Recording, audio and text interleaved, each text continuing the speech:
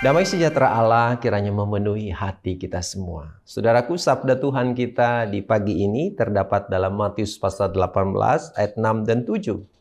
Tetapi barang siapa menyesatkan salah satu dari anak-anak kecil ini yang percaya kepadaku, lebih baik baginya jika sebuah batu kilangan diikatkan pada lehernya, lalu ia ditenggelamkan ke dalam laut. Celakalah dunia dengan segala penyesatannya. Memang penyesatan harus ada, tetapi celakalah orang yang mengadakannya. Puji nama Tuhan, demikian sabdanya. Mari kita berdoa. Tuhan, terangi hati kami untuk memahami firman-Mu. Pakai firman ini jadi petunjuk hidup kami. Terpujilah Engkau Tuhan Yesus, ini doa kami. Amin. Saudaraku, ketika kita membaca firman yang sudah kita dengar tadi, betapa kerasnya saudara-saudaraku apa yang kemudian disampaikan oleh Yesus Kristus dalam bacaan Alkitab ini. Barang siapa menyesatkan salah satu dari anak-anak kecil ini yang percaya kepadaku. Apa dampaknya saudaraku? Lebih baik baginya jika sebuah batu kilangan diikatkan pada lehernya lalu ditenggelamkan ke dalam laut. Saudaraku, ketika membaca bagian Alkitab ini sangat mengerikan kalau kita bisa membahasakannya.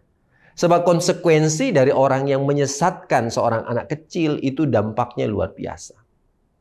Saudaraku, ibarat seorang dokter yang kemudian memberikan obat yang salah, itu kemudian bisa berakibat fatal bagi yang meminum obat yang keliru tersebut. Nah, dalam kaitan ini ketika kemudian ada penyesatan bagi anak-anak kecil, bisa dibayangkan masa depan anak-anak tersebut. Apa yang kemudian terjadi ketika kemudian anak-anak itu hidup di dalam penyesatan. Nah, saudara-saudaraku, namanya penyesatan adalah sesuatu yang kemudian hadir di dalam kehidupan kita. Bisa kita ketahui ataupun tidak kita ketahui, ternyata dia sudah jadi bagian hidup kita. Namanya orang kalau ingin menyesatkan seseorang, ya tentu dia tidak datang lalu kemudian memperkenalkan diri, oh saya si penyesat itu. Tidak mungkin. Dia akan mempunyai trik tersendiri untuk kemudian kehadirannya itu bisa diterima. Dan ketika kita menerimanya, dia mulai membawa kita kepada hal-hal yang bertentangan mungkin dengan norma-norma atau apa yang kita sudah terima sebelumnya. Nah, harus kita sadar juga bahwa dalam sejarah gereja kita melihat ada penyesatan-penyesatan tersebut. Dan kemudian hadir merusak konsep dasar cara berpikir umat. Nah, bagian Alkitab ini mengingatkan kalau ada yang menyesatkan salah satu dari anak kecil yang percaya kepada Tuhan. Berarti anak-anak ini sebelumnya sudah percaya pada Yesus tapi kemudian disesatkan oleh orang-orang. Nah, disitulah sabda Tuhan berkata, ya lebih baik kepada mereka diikatkan leher mereka dengan batu kilangan lalu ditenggelamkan di laut. Batu kilangan yang sangat besar itu bisa membuat tubuh itu tenggelam ketika dibawa ke dalam laut. Nah, saudara-saudaraku, apa yang kita bisa pelajari dari bahasa ini, saudara? Bahwa betapa pentingnya kita mendidik anak-anak kita untuk mengasihi Tuhan. Dan jangan biarkan kemudian anak-anak yang sudah mengenal Tuhan itu tersesatkan. Siapa yang menyesatkan? Ya, kalau kita bicara ada yang dari luar, tapi juga bisa ada dalam lingkungan kita. Bisa saja peran orang tua yang tidak bisa memberikan teladan, ya, yang bersikap pasif, tidak mendidik anak dalam kebenaran, itu bisa membawa anak itu kepada penyesatan.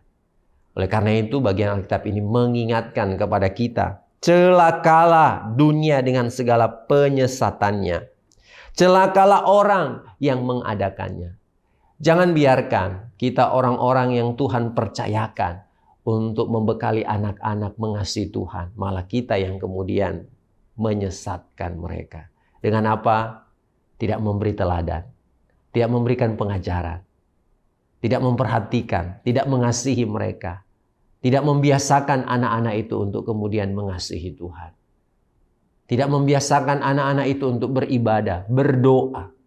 Kita diberi tanggung jawab agar supaya kita bisa membentengi anak-anak kita sehingga mereka tidak tersesat. Tuhan Yesus menolong, Tuhan Yesus memberkati kehidupan kita. Amin. Mari kita berdoa. Ya Tuhan, Engkau tidak suka pada penyesatan. Tuntun kami untuk mengarahkan anak-anak kami, ataupun siapa saja, agar percaya padamu. Sehingga keyakinan itulah yang membentengi mereka untuk tidak ada dalam penyesatan. Jangan biarkan kami menjadi penyesat itu Tuhan. Tapi biarlah Tuhan kami menjadi orang-orang yang menuntun orang keluar dari penyesatan itu. Dalam nama Yesus Kristus kami berdoa. Amin. Bapa,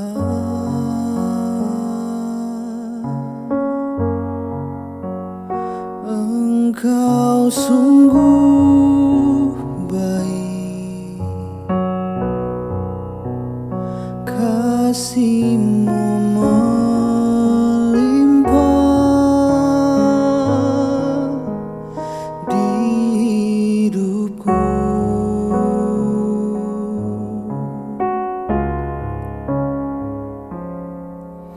Bapa,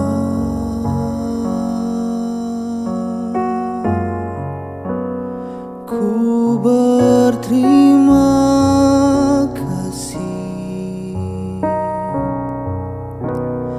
berkat-Mu hari ini yang Kau sediakan bagiku.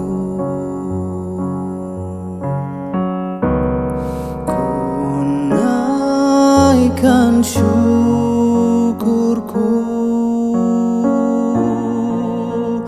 buat hari yang Kau beri.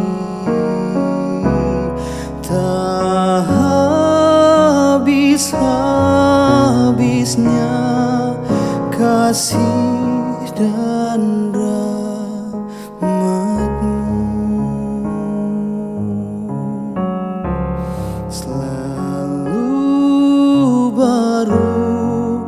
dan tak pernah terlambat pertolongan-Mu.